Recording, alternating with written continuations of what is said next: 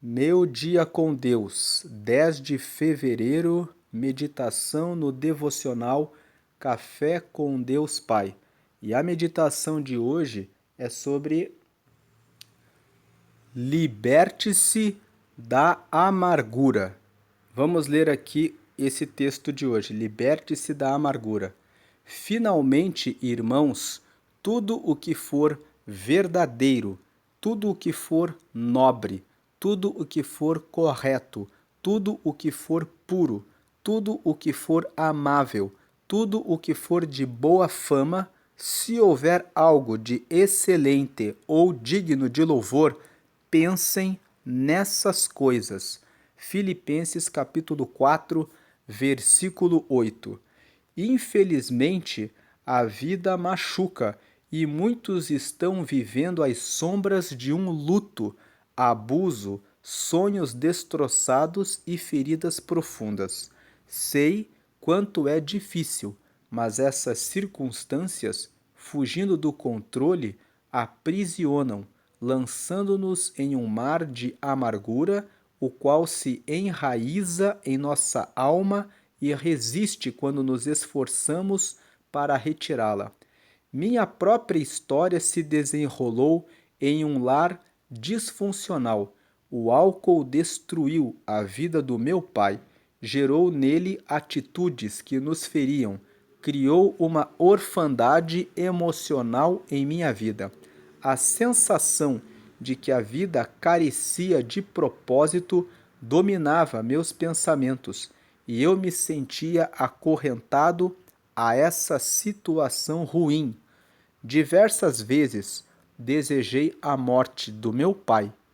Tamanha a amargura que havia no meu coração por tudo o que ele nos fazia passar. Minha mãe, contudo, me corrigia e ensinava vez após vez, ao dizer que, no fundo, meu pai era um homem bom. Certo dia, porém, um encontro com o amor de Jesus me transformou completamente. Esse amor deu significado à minha existência, revelando que eu não era definido pela minha circunstância, mas que havia sido criado com um propósito maior. A graça de Jesus limpou completamente meu coração de todo sentimento ruim relacionado a meu pai. Me encheu de paz e alegria e me impulsionou para um novo destino. Não permita que a amargura cresça no seu coração, mas entenda que um encontro com Jesus pode mudar tudo. Seja honesto com Deus. Olhe para o seu interior e reconheça qual área está em ruínas e precisa urgentemente de um encontro com a maravilhosa e salvadora graça de Jesus, porque a amargura escraviza, mas o amor de Deus liberta. Essa é a leitura do devocional desse dia 10 de fevereiro. Liberte-se da amargura. Repetindo o texto, o versículo bíblico do princípio dessa mensagem, Paulo escreveu essa carta para a igreja de Filipos. Os que nasciam em Filipos eram chamados filipenses. Então, Paulo escreveu essa carta para a igreja de Filipos para fortalecer a fé dos filipenses. E ele escreveu essa mensagem. Essa carta de Filipenses tem apenas 4 capítulos. E aqui no capítulo 4, no versículo 8, ele disse: finalmente, ele estava terminando as recomendações para os filipenses. Ele disse: finalmente, irmãos, tudo que for verdadeiro, tudo que for nobre, tudo que for correto, tudo que for puro, tudo que for amável, tudo que for de boa fama, se houver algo de excelente ou digno de louvor, pensem nessas coisas. Então nós vimos aqui que o pastor Júnior Rostirola, que é o autor desse devocional, fala a respeito, o autor aqui desse livro, a respeito da situação que ele enfrentou na sua infância, de ter passado por problemas com o seu pai que carregaram nele a amargura até que ele encontrou o relacionamento com Deus e com Jesus, e então ele começou a tratar aquela situação de maneira diferente. Quando ele conheceu Jesus, ele passou a desenvolver o relacionamento dele com Deus por meio de Jesus. E ele começou a ver o pai dele como uma pessoa que estava passando por um processo de desenvolvimento e crescimento espiritual e que ainda não havia encontrado o sentido da vida dele. Muitas vezes, os nossos pais falham conosco não porque eles querem falhar, mas porque talvez os nossos avós falharam com eles ou porque eles próprios não conseguiram assumir a responsabilidade por alguma coisa ruim que lhes aconteceu. E isso pode acontecer comigo e pode acontecer com você. Talvez você passou por uma situação no seu trabalho, na sua escola, na sua infância, talvez você passou por algum processo de bullying, talvez você tenha passado por algum processo de humilhação, talvez você tenha passado por um processo de perseguição em relação por alguém, e talvez você tenha carregado para o seu coração essa tristeza e essa amargura, e talvez você seja até como o pai desse autor que escreveu esse livro e que contou a história do pai dele, que ficou acorrentado no vício da bebida e não soube como lidar com aquela situação e acabou transmitindo, repassando essa situação de orfandade para os seus filhos. Por esse motivo, Paulo traz uma recomendação para os filipenses. Ele fala: finalmente, irmãos, terminando as recomendações que eu vos dou, eu digo, peço que vocês pensem em tudo aquilo que é verdadeiro, em tudo aquilo que for nobre. Quando ele fala assim, tudo que for verdadeiro, nós devemos prestar atenção naquilo que é verdade. Quantas vezes nós prestamos atenção nas mentiras que as pessoas falam a respeito de nós? As pessoas querem muitas vezes nos classificar, dizendo: você é isso e aquilo, falando a respeito de preconceitos e discriminações que elas carregam dentro delas.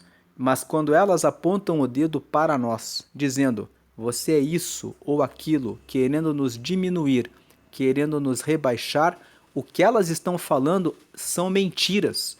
Porque lá no livro de Gênesis, no capítulo 1, no versículo 27, quando a Bíblia, que é a palavra de Deus, revela como foi que Deus formou cada um de nós, o texto diz: porque o Senhor tomou o homem do pó da terra e o fez à sua imagem e à sua semelhança. Não importa qual a sua altura, a sua condição econômica ou financeira, qual a sua raça ou cor, ou qual a sua condição atual. Quer as pessoas queiram, quer elas não queiram, cada um de nós foi feito à imagem e à semelhança de Deus. Isso significa que eu e você, todos nós, carregamos uma parcela da glória de Deus sobre nós. E todos nós recebemos do próprio Criador um propósito e um sentido. Então, seja o que quer que as pessoas falem a seu respeito, tudo o que elas falam é mentira. Então, Paulo ensina os filipenses aqui, e essa recomendação hoje é atual para nós, que tudo o que for verdadeiro é aquilo que nós devemos pensar. O que é verdadeiro é que eu e você somos imagem e semelhança de Deus e não importa o que as pessoas querem falar a nosso respeito. Outro dia, conheci uma mãe que dizia para sua própria filha: um aborto seria melhor do que ver a sua cara.